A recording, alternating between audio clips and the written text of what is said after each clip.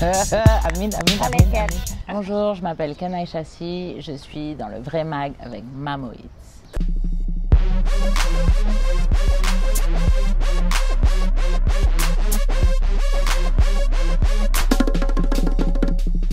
Je m'appelle Ken Aïchassi, j'ai différentes casquettes artistiques et professionnelles. Je me définis aujourd'hui comme une commissaire d'exposition, mais aussi comme une productrice.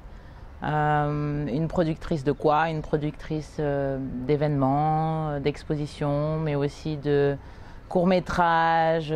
J'ai fait de la prod dans l'audiovisuel, de la prod dans la musique, de la prod dans pas mal de médiums artistiques finalement. Et en fait, l'idée, c'est toujours de pouvoir créer quelque chose, mettre en œuvre quelque chose avec des artistes qui expriment un besoin. Et voilà, j'essaye de solutionner les problématiques qu'ils rencontrent et depuis 10 ans, l'air de rien. Et à la base, je suis designer. Je suis designer et il y a très peu de gens qui savent ça parce que c'est pas du tout ce que j'ai présenté dans mes activités à Dakar. Mais c'est comme ça que je suis rentrée dans l'art, entre guillemets, même si je viens aussi d'une famille d'artistes, il faut le dire. À la base, je suis designer, mais en rentrant au Sénégal, je me suis rendu compte qu'il fallait accompagner la scène. Et donc, je suis passée de la casquette de blogueur, journaliste, entre guillemets, parce que je ne suis pas journaliste, à la casquette de promoteur. J'ai créé des événements, pas mal d'événements, des concerts, des expositions, des projections de films, etc. Je suis aussi commissaire d'exposition parce que j'ai eu à mettre en place différentes expositions ici et ailleurs, ici au Sénégal et ailleurs, notamment en Allemagne. Et puis aujourd'hui, je suis toujours dans cette production-là et en fait, dépendamment du projet sur lequel j'ai envie de travailler, je prends une casquette différente. Donc on n'est pas une seule chose, je suis plurielle comme beaucoup de gens ici au Sénégal. Me faire un café? Me faire un café, c'est définitivement mon premier geste du matin. Et puis peut-être le deuxième tout de suite, c'est préparer le petit déjeuner de mon petit garçon, parce que j'ai un petit garçon de presque 4 ans qui me réveille et qui me dit tous les matins « Maman, on va faire le petit déjeuner, j'ai faim !» Donc entre mon café et son petit déjeuner, c'est ma première tâche matinale. Si j'étais une spécialité sénégalaise, je serais certainement un bol oudof. Parce que c'est un plat qui est un mélange de différentes choses qu'on trouve dans le frigo et qu'on mange quand on a faim et qu'on n'a pas le temps de cuisiner.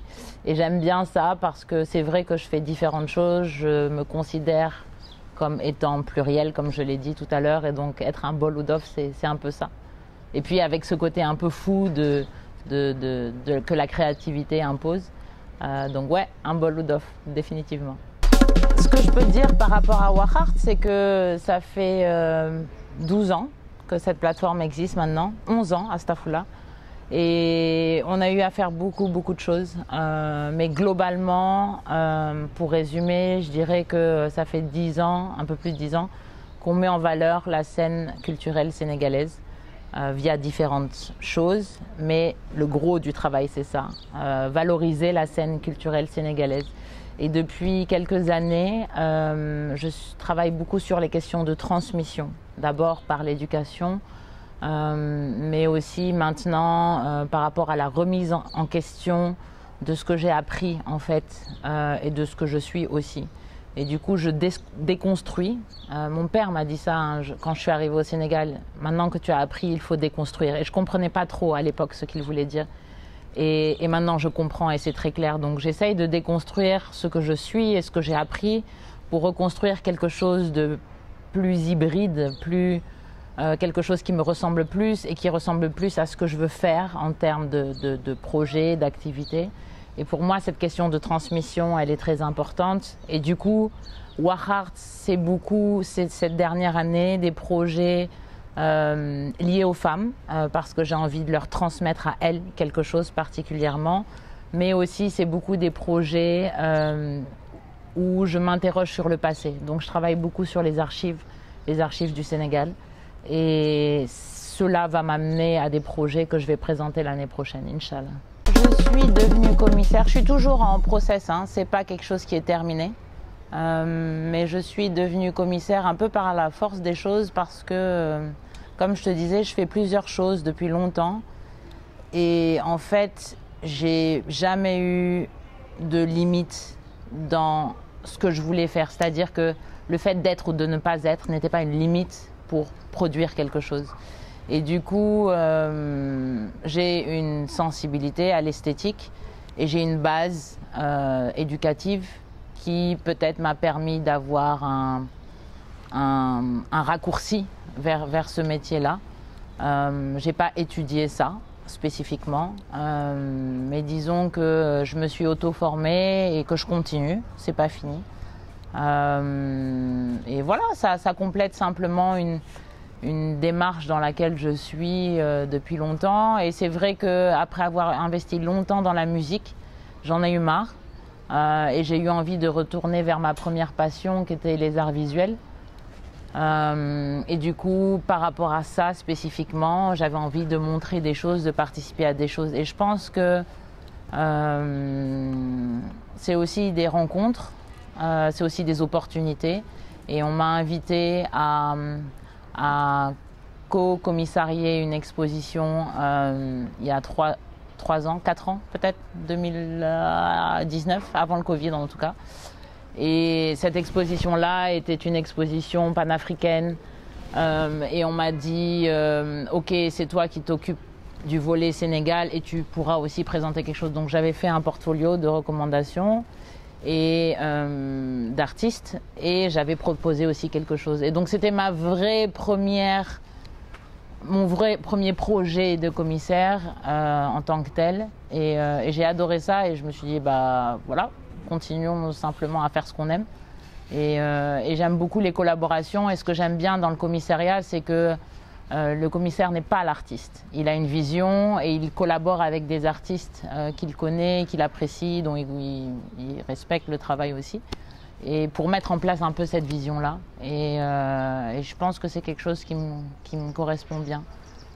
Je suis allée en Allemagne pour la 2e fois, du coup au début de cette année, dans le cadre d'une résidence de recherche curatoriale. Parce que, comme je le disais au début, après 10 ans d'intérêt sur la scène sénégalaise artistique actuelle, contemporaine disons, je me suis dit qu'il fallait que j'aille dans le passé pour comprendre en fait comment on en était arrivé là.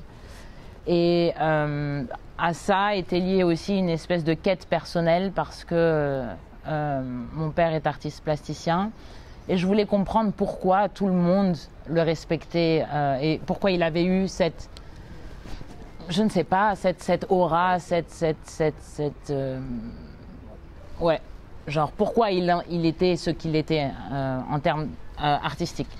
Et donc j'ai mis tout ça dans un grand panier qui s'est transformé en recherche. Et cette recherche m'a poussée à aller en Allemagne parce que je m'intéresse donc maintenant aux artistes après indépendance de 1960 à 1990. Et donc j'ai identifié 2 générations d'artistes. Une première avec Pape Ibra Tal, les précurseurs, les artistes plasticiens précurseurs entre guillemets. Et la génération qui les a suivis, donc les artistes à qui ils ont enseigné l'art plastique. Et une 2e génération qui était en totale opposition à ça, qui correspond à la génération de mon père et qui a été leadée un peu par mon père.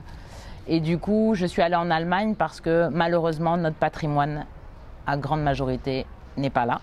Et donc, je suis allée en Allemagne pour aller voir les œuvres, comprendre ce dont il s'agissait, lire, interviewer des gens qui ont une expertise sur les arts contemporains sénégalais. Et du coup, je suis allée 2 mois avec mon petit garçon en Allemagne. On est allé dans différentes villes et c'était passionnant, mais en même temps, j'étais très en colère parce que je sais que je suis privilégiée et je sais que je peux voyager et que j'ai eu cette aptitude-là.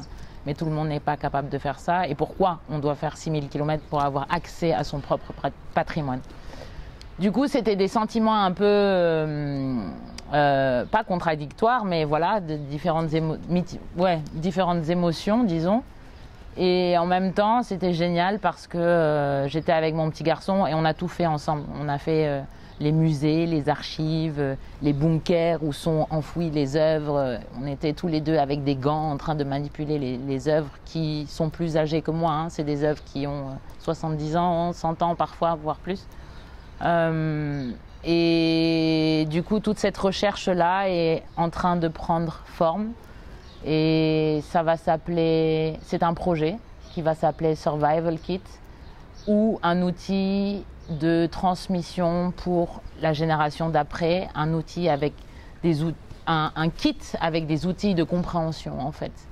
Et du coup, l'idée c'est qu'il y ait une exposition parce que je veux restituer ce que j'ai trouvé, permettre aux Sénégalais de rencontrer leur patrimoine ou le redécouvrir pour ceux qui ne le connaissent pas encore. Et je veux écrire un ouvrage parce que malheureusement, il n'y a pas beaucoup d'écrits.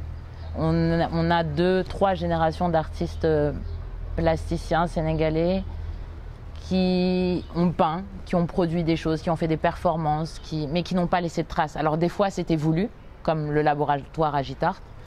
C'était dans l'éphémère, dans le momentané, mais parfois, c'était juste parce que ce n'était pas leur rôle. Et du coup, je veux, dans ma restitution, écrire, produire quelque chose, montrer qu'il y ait des traces pour que mon fils de 4 ans, dans 20 ans, s'il s'intéresse à l'histoire de son grand-père, qu'il puisse lire et découvrir des choses. Et voilà, et si je peux, je ferai un film aussi, parce que je rencontre beaucoup de gens. Il y a beaucoup de gens qui meurent. Comment transmettre leur mémoire, leurs paroles, sans la transformer non plus. Donc le film peut être un bon médium. Mais bon, tout ça est encore en processus, donc on verra. Rendez-vous l'année prochaine. À propos de la Biennale de cette année, donc 14e édition, comme beaucoup de gens, je pense, j'ai été surexcitée par l'avènement de cette Biennale-là. Et donc cette excitation m'a poussée à aller partout, à aller voir un maximum de choses et tout ça. Et maintenant, je suis épuisée, mais j'ai pas encore tout vu et je veux continuer à le faire, mais sans le monde. Maintenant que les 2 premières semaines, voire 3 premières semaines sont passées, j'ai envie de prendre le temps de découvrir les choses tranquillement. J'ai vu beaucoup de choses, j'ai pas eu le temps de tout digérer. Il y a des choses qui m'ont complètement retournée et il y a des choses qui n'ont pas suscité mon intérêt.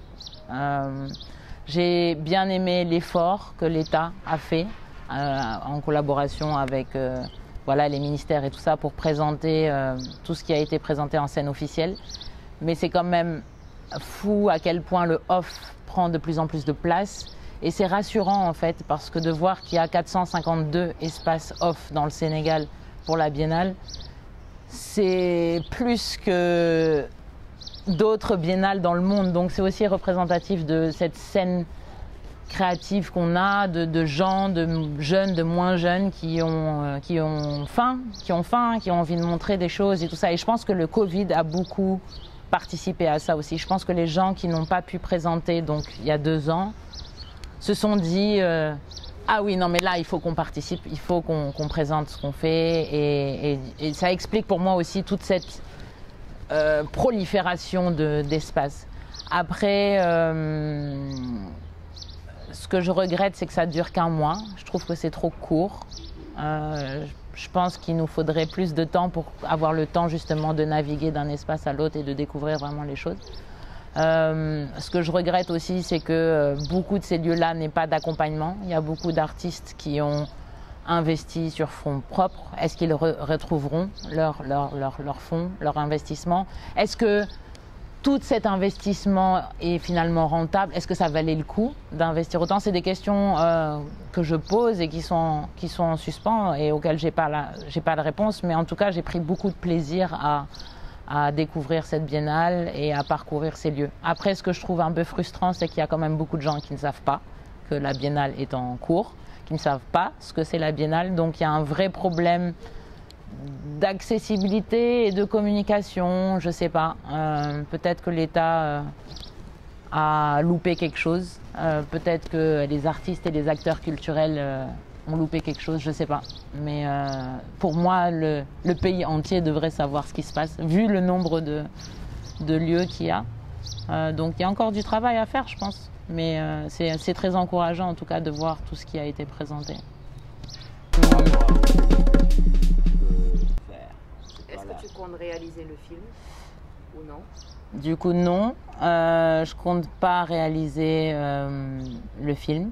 Je me sens pas de le faire, pas parce que je pense pas être à la hauteur, mais plutôt parce que j'ai envie que ça soit le regard de quelqu'un d'autre qui ait peut-être plus de distance par rapport au sujet. Et aussi parce que j'aime bien les collaborations et j'ai envie d'avoir voilà, le regard, l'esthétique aussi d'un autre artiste sur ça. Et puis, ce projet est lié à cette question d'archives sur laquelle je suis en train de travailler. Et pour moi, c'est une archive en mouvement. Et du coup, ça implique forcément des contributions et des pensées d'autres personnes, d'artistes, d'universitaires, de philosophes, de gens lambda. Je veux aussi que ça soit accessible, que ça soit digeste. Et donc ça implique forcément de travailler avec des gens qui ne sont pas forcément des experts. En discutant avec Phil Winsor lors du colloque de la Biennale, là, parce que j'ai râlé, hein, vraiment j'ai râlé. Et je lui disais ça, c'est que pour moi, toutes ces choses-là, elles sont bien, c'est intéressant, mais c'est pas accessible.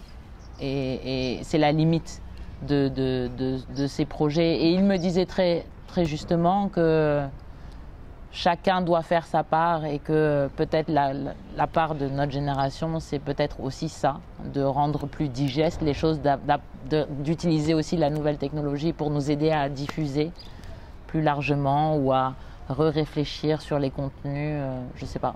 Mais bref, donc non, je ne serai pas réalisatrice sur ce projet-là. Mais j'espère bien travailler avec quelqu'un qui sera intéressé et qui participera et donnera une vision, aura une vision intéressante et une approche intéressante. Ouais.